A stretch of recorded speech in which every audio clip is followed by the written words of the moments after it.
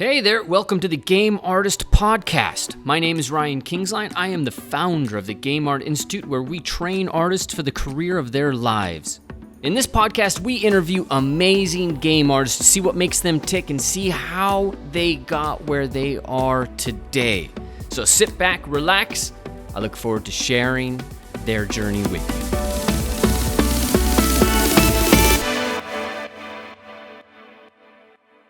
All right. Okay, guys, thanks for joining me. I have with me Timothy Dries. Am I saying that right?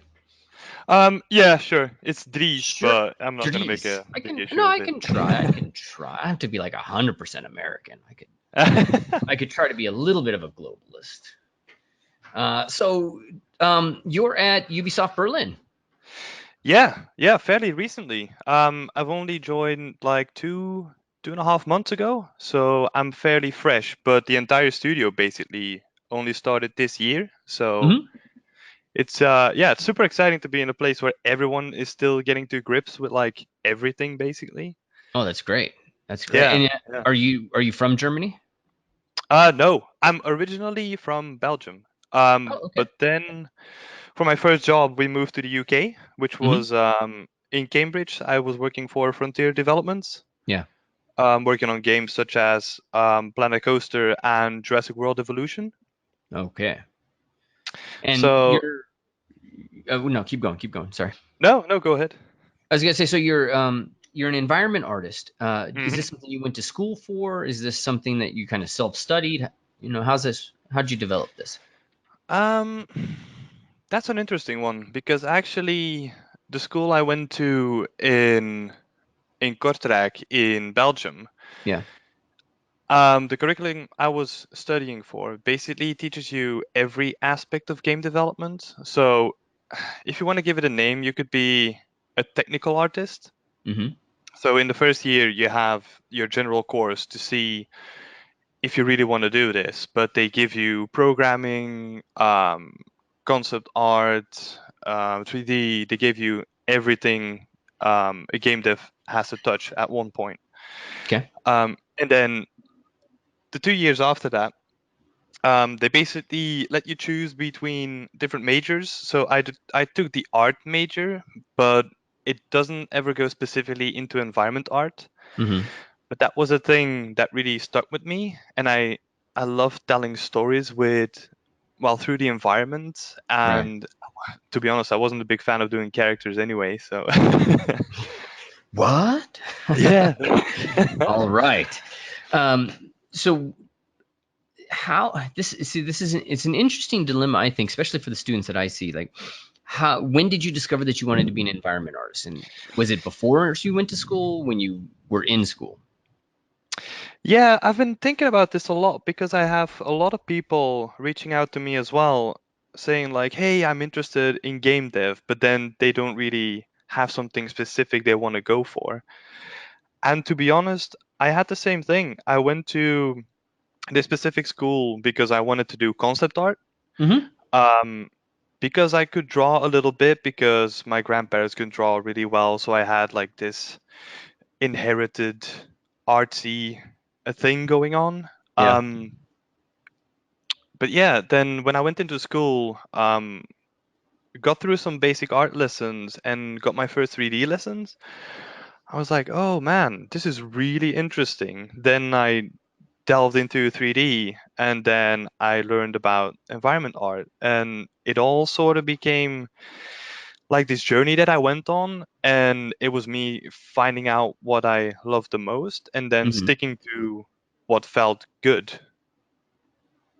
Got it. But it's yeah, it's a weird dilemma because you can't really tell that to someone who is in that doubt stage. Like, Mm-hmm. I don't know where I should go. And part of it is how do you even know what it is? Because I mean, if you look at environment art, you know, from my perspective, and I train for this, there's world building. Environment artists have actually started to move into concept departments now with some of the tools that are out there. Mhm. And then there's prop, and then there's sci-fi is one genre. Yeah. Yeah, so it's super broad, right? Hmm. Because for some jobs, I even replied to listings when I was looking for a job that had environment artist in the name. Yeah. But then that studio was specifically looking for concept artists that did environment art. Yeah. So it's like, oh, okay. I thought it was 3D only because that's what I'm doing. But yeah, it's interesting because in this kind of environment where everything is constantly moving, I feel like in a couple of years there's going to be procedural environment artist, or Hmm. not even environment artist by that name anymore. It's going to be something Yeah. else again. Yeah. Yeah. You're not alone in that. I've heard that word crop up, start way saying it, crop Hmm. up multiple times in the last 6 months. It's really actually been recent. Hmm. Obviously because of, substance. Yep. And Yep. that's kind of, I think, opened up people's eyes to the generative art kind of Hmm. approach, because before it was procedural. Like if you Google generative art, you can see artists using things like what is it, the Oh, language like processing. fractals and. Yeah, and then there was this one, Sergio Albiac, created these like very painterly, but procedural images. Hmm. And so this, because fractals is what people immediately think, Hmm. but the computer is going to be able to do a lot more than we think. You know. Yeah, yeah. It's getting to that point where I don't know. It's always fearful to say that you should be looking into the future and like teaching the procedural stuff to yourself. But I think Hmm. it's getting to that point where it's becoming so strong where you kind of have to, Yeah. especially with, as you mentioned, like with Substance Designer and Houdini coming up really strong. Oh, Houdini. Yeah, that's such a beautiful. Oh my God, You it's. get beautiful results. It's Uh, freaking madness, though. It's that mhm. program. Yeah, that's one of the things I've recently jumped into, and even doing simple stuff like building a modular house Hmm. and just seeing the potential of that. It's just mind blowing. Interesting. Walk me through that. What do you mean building a procedural house in Houdini? What makes it different than, say, let's just say Mac? So Let's explain that. before this, um, you would build like a modular package and then compose the house yourself. For instance, if you want to have Yeah. a medieval town, Yeah. you would build a package that you could just cobble together with like Lego pieces. Hmm. But now with Houdini, basically does that cobbling together for you, and then you could have it as basic or as expansive as you want, and then Hmm. you could just basically change the seed. It generates a new house, and then if you want to expand that, you can have entire cities generated like that. Okay. So what do you have to model? What do you actually produce? That's the stuff I'm figuring out right now Hmm. because I've seen people do it all in Houdini, but I've also seen people doing stuff like this already inside of blueprints in Unreal Engine, for instance, Yeah. where they still model all the pieces, but then build a system that can um, build a house using the pieces that you modeled. And then they sort of make it slightly modular that if they have like a medieval scene, Hmm. they can use a pre-built asset package for that, but then they can use the same system for any kind of different scenario that you wish for that Okay. sort of looks like a medieval thing, not not going to the same. Well, I guess if you build it in that way, you could even have it generate like 1950s New York buildings, for instance. Right. Okay. That sounds like some crazy stuff. We need to dig into that. But before we get sidetracked or anything, right now, today, what does your day look like? What is it that you produce today that is, if somebody was to get that job as, let's say, a junior environment artist, they would also have to be doing? Hmm. Um, so this is the nice thing about being in a studio like Ubisoft Berlin, that is so new and fresh that basically my job involves everything from writing documentation to doing pipeline tests to doing level art, Yeah. as well as doing 3D pieces, Yeah. so actual props. Hmm. So there's the spectrum is so broad that it is really fulfilling like all the things that I love about doing environments. Hmm. But yeah, my normal day, I think it's mostly going to the level art side where I sculpt the terrain, add biomes, well, which is done through Houdini again. So I basically do some dressing of the levels and environments as well. Yeah. So And what yeah, does dressing mean? um, dressing is just telling a story, a visual story that Hmm. if you go into a building and you see you see an open book or anything that basically can indicate that there's a story happening. For instance, there's been a scuffle, so there's some dirt on the table, a chair that's on the ground. You can Hmm. see some drag marks going outside, stuff like that, basically. I love that. I love the way that you just said that because it is like telling a story. But I'm Hmm. not quite sure I've heard somebody put it clearly in that direction. And so, a lot of students focus on environments. Environments is a ton of work, right? It's Hmm. Yeah. God. It's always blows my mind. I mean, people are like characters, a lot of work, but I don't know about that. Environments a lot. Yeah, How it's important is set dressing? oh god, yeah, really important because you can even see it in my work. If you go back to the earlier pieces, you can see that there's a lot of storytelling missing. Like if you take this scene, for instance, this is just a forest. Hmm. There's nothing happening. It's nice to look at, but there's nothing really happening. There's no storytelling. Um, and that's what I kind of tried to solve with my latest piece.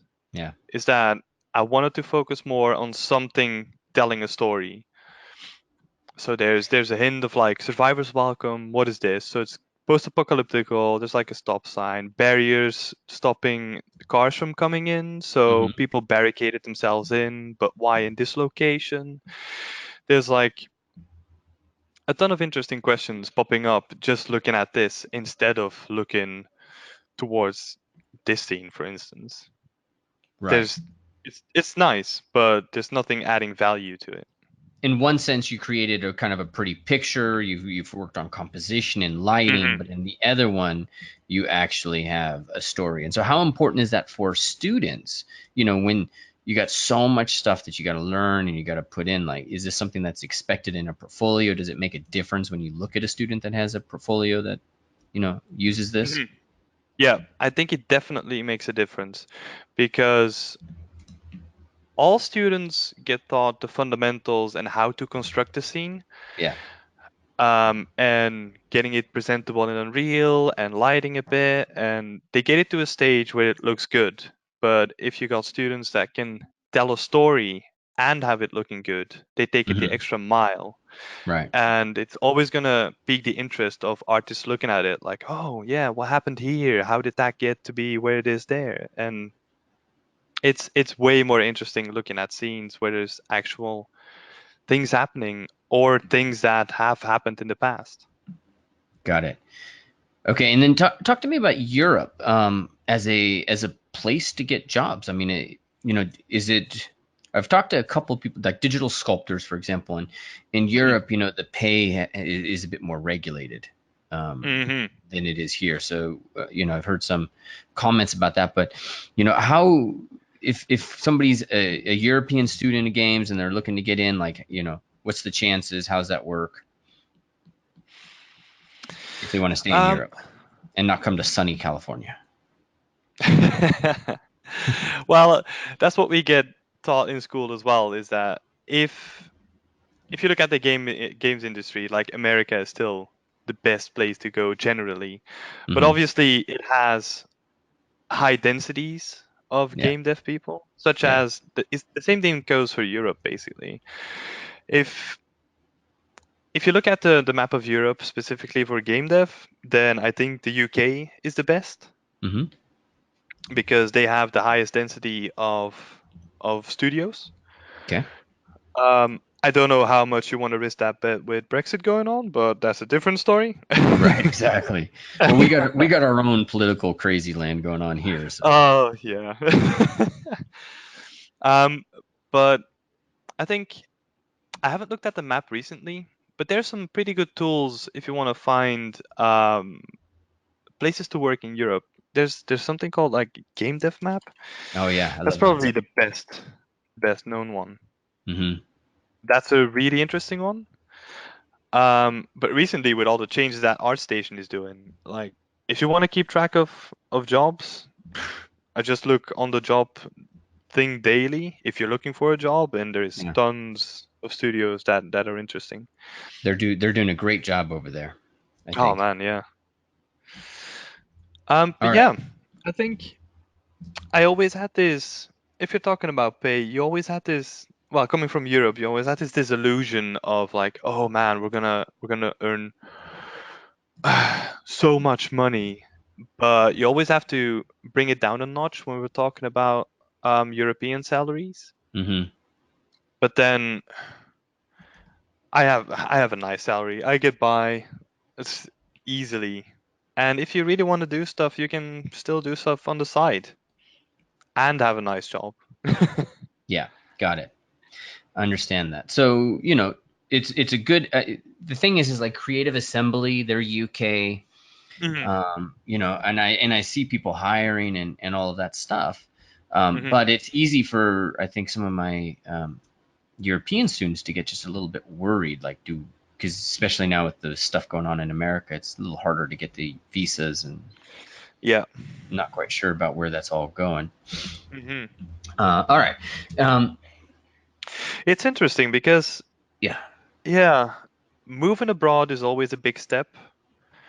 It doesn't really matter where you come from, and it doesn't really matter what the distance is. To a certain degree, yeah, but for instance, I came from Belgium and the UK was just across the pond, basically.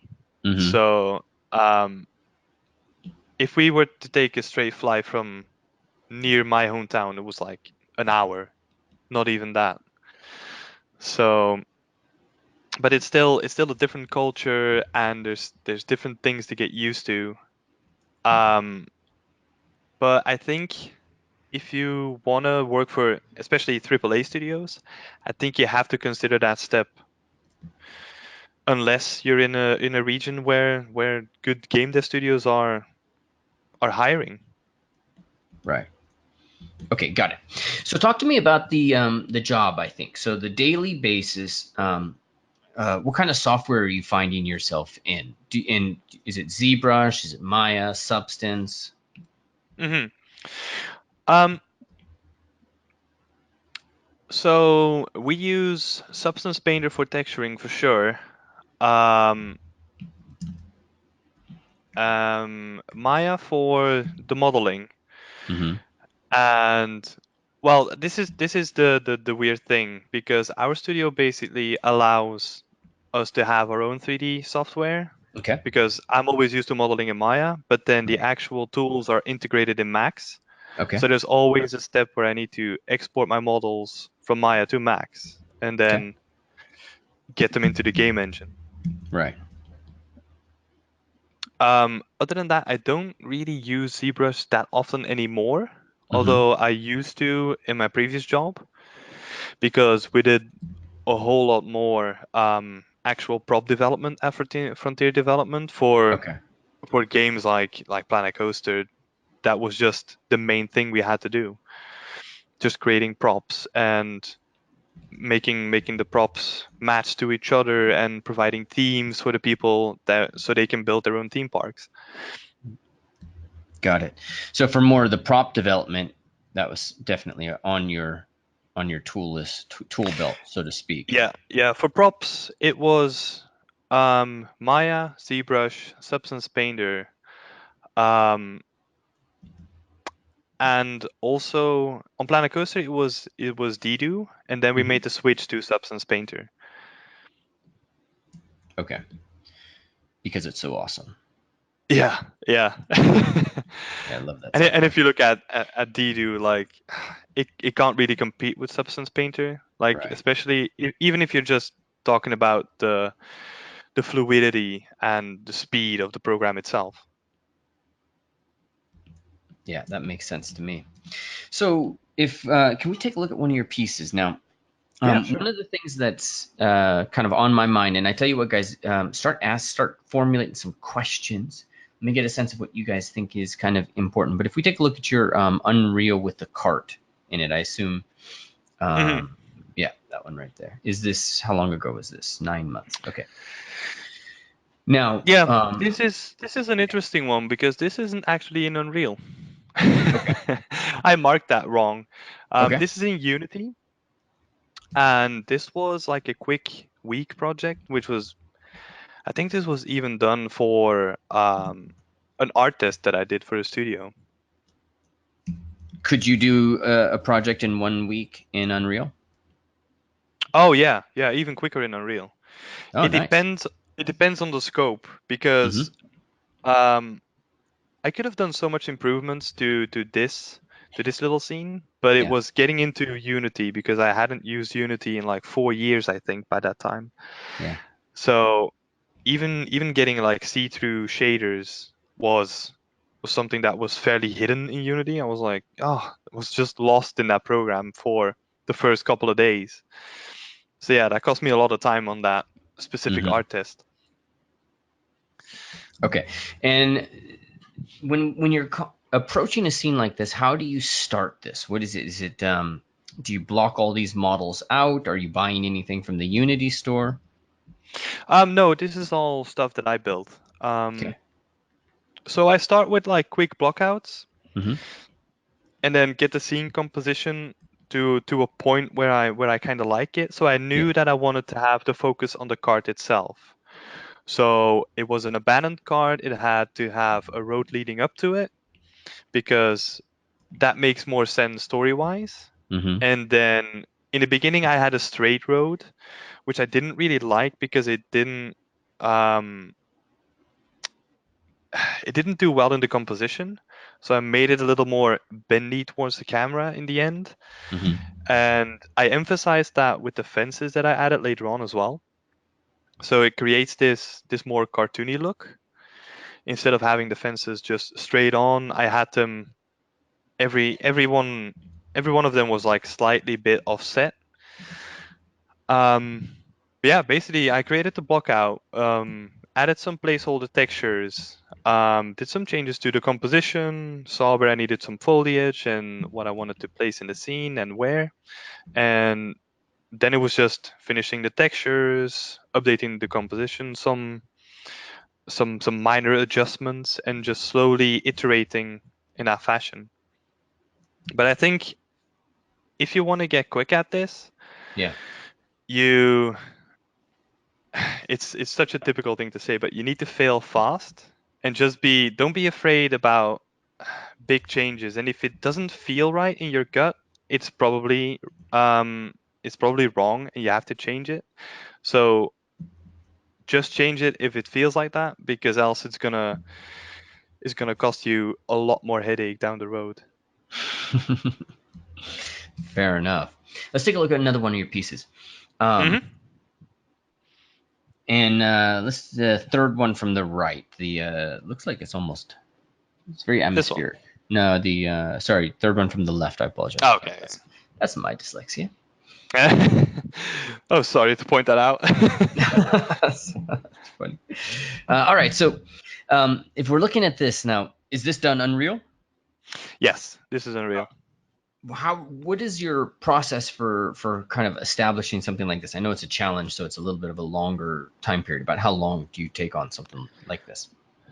Yeah, this is weird because this wasn't really longer than I usually take on my projects Mm-hmm. because normally I do a lot of experimenting or I try to learn a new software when I do new scenes. Yeah. And for a challenge, this was done in 2 months.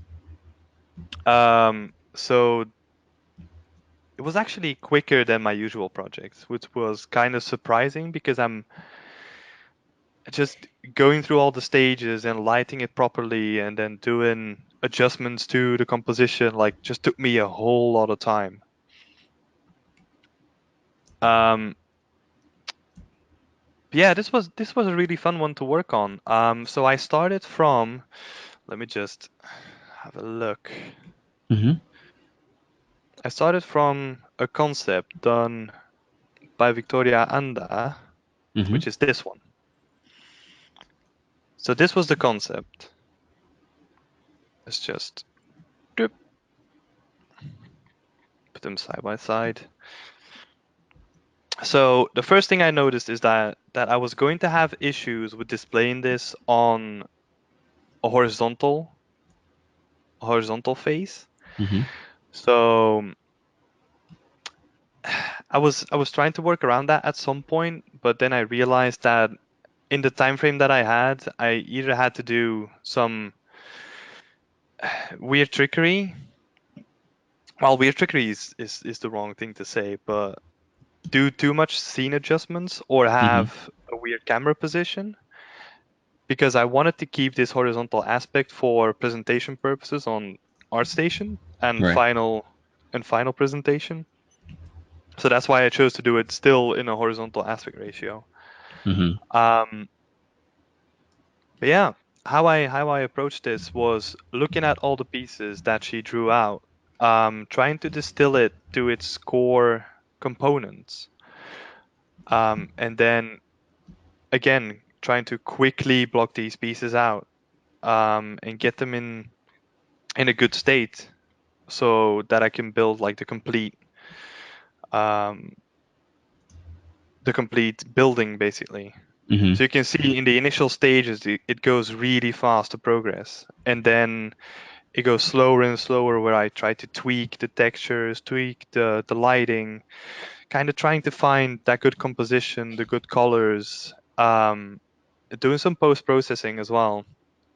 There was just a whole ton of adjustments that I needed to do to get the scene looking right and to get it more in line to the concept art. Mm-hmm. But yeah, overall, it was a challenging thing to do in 2 months, after coming home of full working days, Right. and then doing another couple of hours each day just to get it to this stage. Totally. Along those lines, Cerie's asking, like, how much concept art do you receive when making 3D environments? Um, Because that's just is one image you basically had. Yeah, yeah. Um, when we're talking about the actual workspace, there is a lot of concept art involved. Mm-hmm. I talk to the concept art guys on a daily basis almost, and especially when I need some help or if something isn't clear about the concept art, I just go up and ask them. And they're always happy to help. And if something isn't really clear, they'll do a quick overpaint and just show what they want. Um, but I think this is a good this is a good sketch of what you might receive, um, from a concept artist, especially with the breakdown beneath it, because it shows the material definition. It shows a close up of all the different pieces that um, you would want to make, and the different shapes and details that might be involved. So Got it. yeah. Okay. And then Kyle's asking, is it better to start with figuring out comp first? I mean, in this case, you had the comp because of the concept, but is it better to start by figuring out comp first or start modeling as many ideas as you can and then look for the camera angle basically later? Um, that's an interesting question because I do see people using those boat tactics. Mm-hmm. Um, but for me, it works better if I always start from an idea. So let's go back to this scene, to the first scene. So I started out with this idea that I wanted to make a factory, but I didn't know how it was going to look at all. Yeah.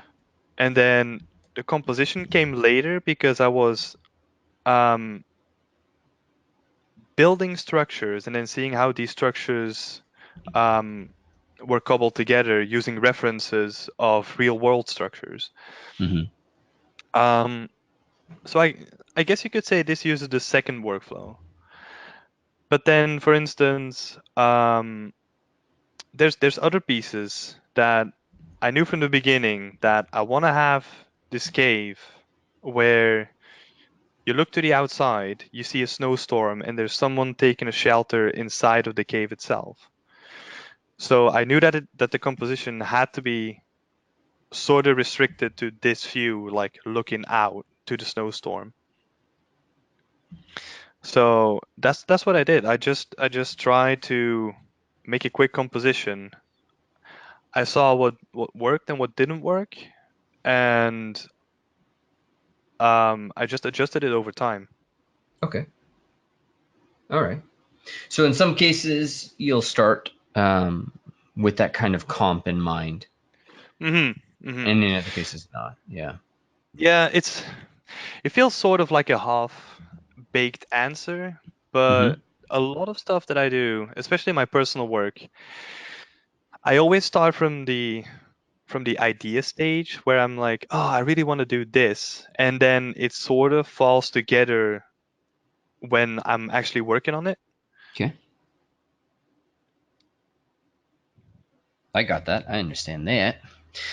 So Linda is asking about foliage, which is one of the big kind of bedevilers, I think, Yes. of environment artists.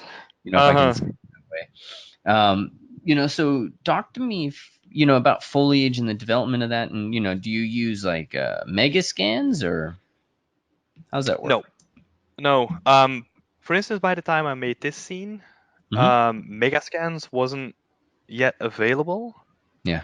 So I had the same issue. I was struggling with foliage myself. I didn't know how to tackle it from a technical aspect. I Right. didn't know how the textures were composed or how I should do all that stuff. Hmm. So that's why I set out to make this project. I didn't know anything about foliage making before I did this one. Oh, great. And it took me quite a long time. It took me 6 months to get this stuff together because I was learning the workflows, trying different things like um, opening SpeedTree because that's your go-to thing when you're talking Right. about foliage. Um, making the fern leaves completely in SpeedTree, then baking them down on a lower res mesh and using them as the actual in-game meshes. But Okay. then for the other trees, it was just me figuring out SpeedTree and it's thousands of sliders and it was it was a fun thing to do. But um, I do have some articles, I think, because I tried to document some of the stuff that I was doing in this scene. Hmm. Yeah. So this is the stuff that I was using. So for the smaller leaves, I sculpt them in ZBrush Okay. and then do the typical bake down workflow like you would use. Um, and then this is kind of an unnecessary step, but it made things a little bit quicker. Where I used the meshes that I've set up, I adjusted the pivot to be in the center of where you want your stems to be. Okay. And then use SpeedTree to procedurally just give me variations of trees. Well, in this case, hostas. And then used Substance Painter to to do some of the texturing. And I've set up parameters inside of Unreal Engine so I can quickly iterate on different things that I needed, such as the subsurface scattering that I could control in Unreal instead of going back to a different program and then trying to tweak it in there and then having to look at the results in Unreal Engine. I could just do it on the fly. Oh, beautiful. Yeah, this is, I think, one of the big mysteries, and so it's good to hear it took like 6 months to get your kind of Oh head yeah, yeah. around it.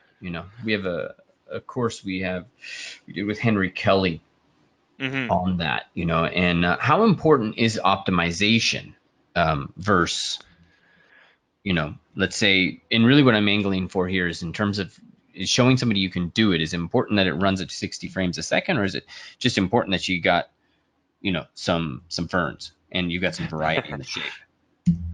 That's a really interesting question because I didn't know about optimization at all at this point, I think. Okay. Especially when it came to foliage. I was Yeah. just figuring stuff out on the go and it looked nice. It ran a little bit crappy on my laptop back then, but it was a crappy laptop, so I don't know. um, and then I remember this. I went to a job interview and they asked me like, "Oh yeah, how is the alpha overdraw looking on all the There you foliage?" go. Yeah, And right. I And and you're I was like like, the alpha overdraw? What is that? And well, I didn't get the job, so I guess yes. happy. That's hilarious. Oh But man. how important is that now? Because I'm sure, for some jobs that's not that important for somebody to understand. But you know, It what is your depends. If you thoughts want to be now that you? yeah, if you want to be a foliage artist specifically, then you need to know about this. But if you want to be an environment artist, I don't think it's obviously handy if you know about alpha overdraw and all the optimization specifically when it comes to foliage. But most of that stuff you learn on the go, Mhm. and there's people, especially when you're getting into the industry, there's people that are going to be 1,000 times more knowledgeable than you, and it's just gonna hit you like a bomb in the beginning, and you're gonna be amazed by even the simplest things that they try to tell you. So I think I think you shouldn't be that worried because if you're presenting a portfolio, they look at the quality and they look at how you tackle the workflow itself. So Mhm. how do you create this foliage? So that is why these breakdowns are handy, and that's why they love to see UVs and how you optimize them and how you, for instance, reduced alpha overdraw. But Well, that's actually really, interesting because we get 50-50 on that when I talk to people. It's like how hmm, important is topology, let's say. hmm, But I do know that process is like it's a big part of the interview. How'd you hmm, get this? What'd you do here? And that helps people kind of draw out somebody's, knowledge or lack of knowledge. yeah, yeah. But how important do you think it is to do these breakdowns today, you know, when performance of is getting so much higher? I think it's still relevant because it doesn't really matter how strong the engines are getting, especially Unreal and Unity. There are still going to be limitations to in-house engines and how they render stuff. Hmm. So coming from a place where you know how to optimize stuff and make it run quicker than it was before is always going to do you well. And if you show these breakdowns, they don't have to be these long breakdowns where you go over each step, but because this is mostly what you do in an interview anyway. Hmm. Um, but yeah, I think it's still interesting. If you want to do it, don't hold yourself against it. Just do it. Cool.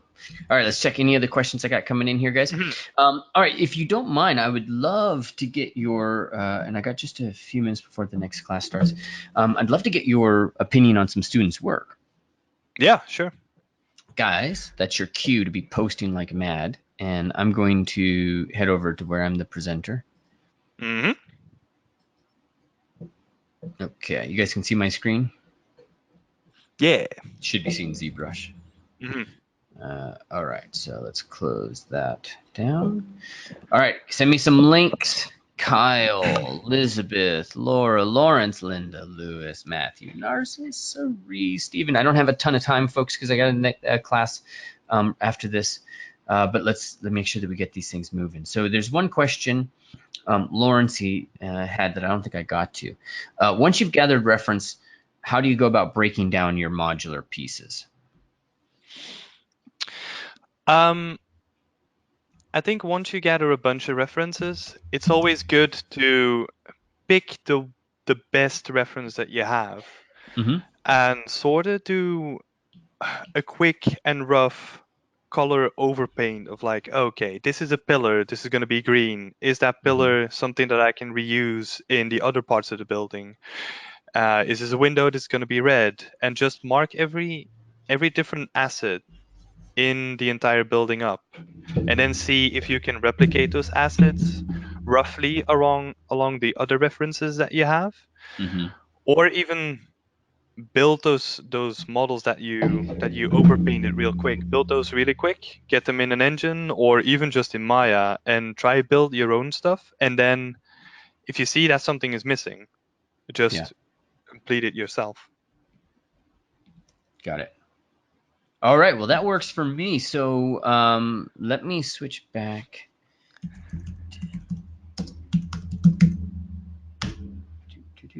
So you guys know where to find Tim. You can get him right here. And you have some Gumroads and some other stuff like that. And you've done a lot of work in Substance, so some of those are sitting right there too. Yeah. I also have a blog which I'm gonna start up again next year, because I was Okay. running that through the entire year until I moved. Okay. And then I basically had to sort out the moving before I could start up my blog again. But the blog features some interesting tips and tricks. I try to do that on a weekly basis, so Sweet. I'll probably spread it around once I get that up and running again. But there's like already 30 entries, I think, something like that. For you to write? No, for Oh, that you already wrote. yeah. Got There's it. like a Okay. backlog of 30 things. Sweet. That works. Yeah. All right. Well, thank you so much for spending time and for, talking about your process and your No job worries, no worries. stuff. I hope it was helpful. Absolutely. All right, guys, you know where to find Timothy. Timothy, thank you so much. Guys, thanks for joining and thanks for posting your work to get reviewed. Progress equals happiness. All right, take care. Okay, see ya. See ya. Thanks, bye. All right. So I want to thank you so much for being here, for taking the time, and for listening to this podcast. And I want to ask a couple of things from you. Number one, make sure you leave a comment or you rate this on iTunes, Stitcher, wherever it is that you're getting this. That's going to make a big difference in helping us get the word out and get people to know who we are. All right. The other thing is I want to make sure you know where to find us. So you can head over to www.gameartinstitute.com, where you can learn about our flagship program, which is the Game Artist Bootcamp. This is designed for those who are really looking to move the needle on their career and really lock in that job. You may have gone to school and learned a bunch, maybe haven't learned a bunch. But at the Game Art Institute, the primary focus we have is the very specific industry skills, the triggers that you really need to hit in that job interview. What are the specific things that they're looking for? That's what we're going to be training you on. We're taking applications right now for environment artists and for character artists. So make sure you head over to www.gameartinstitute.com and apply today. That way we can have that conversation, make sure this is a fit for you, make sure that you're a fit for it, and if everything is perfect, then we will sign you up for that right away and get you into your training and start moving the needle on your career. All right? Thank you so much again for being here. Take care. Have an amazing day.